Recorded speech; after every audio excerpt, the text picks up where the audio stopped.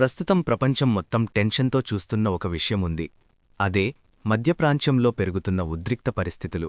ముఖ్యంగా America, Israel మరియు Iran మధ్య పెరుగుతున్న ఘర్షణలు ప్రపంచ రాజకీయాలను కుదిపేస్తున్నాయి. మునుపటి వీడియోలో ఈ సమస్య ఎలా మొదలైంది, మొదటి రోజుల్లో ఏమేమి జరిగాయి అన్నది చూశాం. ఇప్పుడు పరిస్థితి అక్కడే ఆగలేదు. రోజుకో కొత్త పరిణామం బయటకు వస్తోంది. అందుకే ఈ వీడియోలో ప్రస్తుతం ఉన్న పరిస్థితి ఏంటో, ఏ దేశం ఏ స్ట్రాటజీతో ముందుకు వెళ్తోంది అన్నది సింపుల్గా స్టెప్ బై స్టెప్గా తెలుసుకుందాం. మొదటిగా ఒక విషయం క్లియర్గా అర్థం చేసుకోవాలి. అమెరికా మరియు ఇజ్రాయెల్ ఒకే సైడ్లో ఉన్నాయి. ఇరాన్ మాత్రం చాలా కాలంగా వీరి పాలసీలకు వ్యతిరేకంగా నిలుస్తోంది. అందుకే ఈ ప్రాంతంలో చిన్న సంఘటన జరిగినా అది వెంటనే పెద్ద రాజకీయ ఉద్రిక్తతగా మారుతుంది. ఇటీవలి రోజుల్లో ఇజ్రాయెల్ మరియు ఇరాన్ మధ్య ఉద్రిక్తతలు మళ్లీ పెరిగాయి. ముఖ్యంగా మిలిటరీ రెడీనెస్ రెండు దేశాల్లో కూడా భారీగా పెరిగింది. ఇజ్రాయెల్ తన ఎయిర్ డిఫెన్స్ సిస్టమ్స్ని హై అలర్ట్లో పెట్టింది. అదే సమయంలో ఇరాన్ కూడా తన మిసైల్ మరియు డ్రోన్ యూనిట్స్ని రెడీగా ఉంచింది. అమెరికా కూడా ఈ పరిస్థితిని చాలా క్లోజ్గా మానిటర్ చేస్తోంది. ఎందుకంటే మధ్యప్రాంత్యంలో అమెరికాకు చాలా కీలకమైన మిలిటరీ బేసెస్ ఉన్నాయి. గల్ఫ్ ప్రాంతంలో ఉన్న అమెరికా సైనిక స్థావరాలు, నావల్ ఫ్లీట్స్ అన్నీ ప్రస్తుతం అలర్ట్లో ఉన్నాయని విశ్లేషకులు చెబుతున్నారు.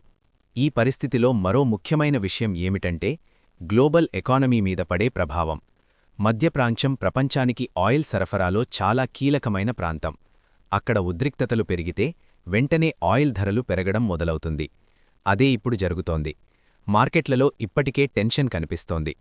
ఇంకా ఒక పెద్ద భయం ఏమిటంటే ఈ ఘర్షణ ఒక పెద్ద రీజనల్ వార్గా మారే అవకాశం. ఎందుకంటే ఈ ప్రాంతంలో ఒక్కో దేశానికి ఒక్కో మిత్ర దేశాలున్నాయి. ఒక దేశం యుద్ధంలోకి దిగితే మరికొన్ని దేశాలు కూడా ఇన్వాల్వ్ అయ్యే అవకాశముంటుంది. అందుకే ప్రపంచ దేశాలు మరియు ఐక్యరాజ్యసమితి ఈ ఉద్రిక్తతలు తగ్గించాలని పిలుపునిస్తున్నాయి. డిప్లొమాటిక్ చర్చల ద్వారా సమస్యను పరిష్కరించాలనే ప్రయత్నాలు జరుగుతున్నాయి.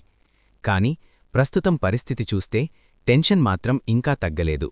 రెండు వైపులా కూడా బలమైన స్టేట్మెంట్స్ వస్తున్నాయి. అందుకే ప్రపంచం మొత్తం ఈ పరిస్థితిని చాలా జాగ్రత్తగా గమనిస్తోంది. ఇప్పుడు ప్రశ్న ఏమిటంటే ఈ పరిస్థితి చివరకు యుద్ధానికి దారితీస్తుందా, లేక డిప్లొమాటిక్ చర్చల ద్వారా సమస్య సర్దుకుంటుందా? మీ అభిప్రాయం ఏమిటి? ఈ ఉద్రిక్త పరిస్థితి ఎలా ముగిస్తుందని మీరనుకుంటున్నారు?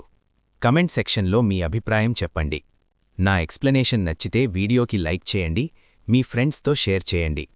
ఇలాంటి ప్రపంచ రాజకీయాలు, హిస్టరీ మరియు ఇంట్రెస్టింగ్ విషయాలు తెలుసుకోవాలంటే ఎక్స్ప్లెయిన్ ఇట్ తెలుగు ఛానల్ని సబ్స్క్రైబ్ చేయండి.